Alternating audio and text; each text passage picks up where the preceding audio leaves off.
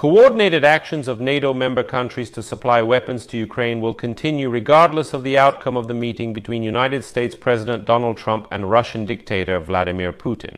NATO Secretary General Mark Rutte made this statement the day before, thereby emphasizing that Europe can act independently of Trump when it comes to supporting Ukraine. Since the day before, United States Vice President James David Vance directly stated that the United States will reduce military aid to Ukraine in order to push Kyiv to sign a peace agreement.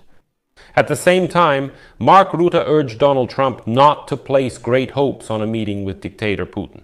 At the same time, Rutte admitted that a future peace agreement may de facto recognize the Russian Federation's control over parts of Ukraine. But in that case, Ukraine needs actual security guarantees.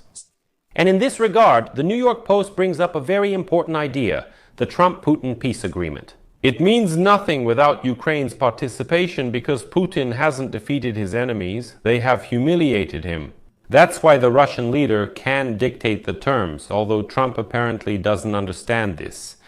My name is Alexei Pechi. Today is August 11th. Let's go through everything step by step. But before we start, I ask you to subscribe to this channel, give it a like, leave any comment, and be sure to subscribe to my Telegram channel, Pechi News. The link to it is in the description of this video. NATO geneticist Mark Rutte made several key statements about the upcoming Trump-Putin talks. And, according to him, the coordinated actions of NATO member countries in supplying weapons to Ukraine will continue regardless of the outcome of the meeting between Trump and Putin.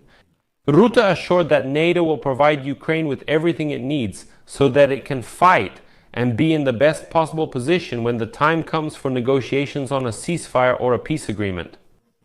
Rutte also noted that Trump gave Putin a test in Alaska and that there will not and cannot be any final agreement on Ukraine. Next is a quote from Mark Rutte. On Friday, President Trump will give Putin a test. On Friday, it's important to understand how serious Putin is, and the only one who can do that is Trump. It's important for this meeting to take place, even though no final decision will be made there. There won't be a final agreement either. While Russians disagree, the Putin-Trump meeting in Alaska will change the world. This was stated by Putin's special representative for economic cooperation, Kirill Dmitriev. That's the one who has already become a close friend of Steve Witkoff, who always accompanied him during visits to Moscow. And now I'll quote Dmitriev, not about the conservatory. And other warmongers won't be smiling. August 15, 2025. The dialogue between Putin and Trump will bring hope, peace, and global security. Afterward, Dmitriev tweets hinting at the meeting's symbolism in Alaska. He stated that this territory historically connects Russia and the United States. In particular, Putin's special representative published a map from 1860 on which Alaska is called Russian America. He also showed a 1,867 United States Treasury order for $7.2 million for the purchase of Alaska, and the receipt signed by the Russian envoy Eduard D. Stekel.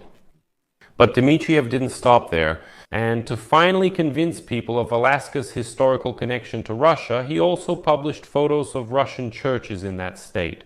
Although, let me remind you, today Trump either made a slip or revealed real plans. But he stated that he would fly to Russia on Friday to meet with Putin. Not Alaska, but Russia. I think it was just a slip. Later he said it's good Putin is coming to us. Not that he has to fly to him, but I'll stop here. Details on Marco Riutti's statement about the outcome of the Putin-Trump meeting, regardless of location. He claims that Trump no longer intends to sign any agreement, but just wants to understand how serious Putin is about peace. NATO Secretary General also emphasized that Ukraine should decide its own future. Here is his quote. As for full-scale negotiations, we hope that Friday will be an important step in this process. It will concern territory and security guarantees, but also about the absolute necessity to recognize that Ukraine decides its own future, that Ukraine must be a sovereign state that independently determines its own geopolitical future. Of course, without any restrictions on the size of its armed forces, and for NATO not to have any restrictions on our presence on the eastern flank. The question will be how to move forward after the ceasefire, including what this means in terms of security guarantees for Ukraine. But then Mark Rutte still acknowledged a certain part of Donald Trump's position. He admitted that Russia is in control. Trudeau says that the agreement may include a provision on the de facto recognition of Russia's control over part of Ukrainian territories. Quote, "When it comes to territorial issues, when it comes to recognition, for example, it is possible that in a future agreement it will be acknowledged that Russia de facto controls part of Ukraine's territory.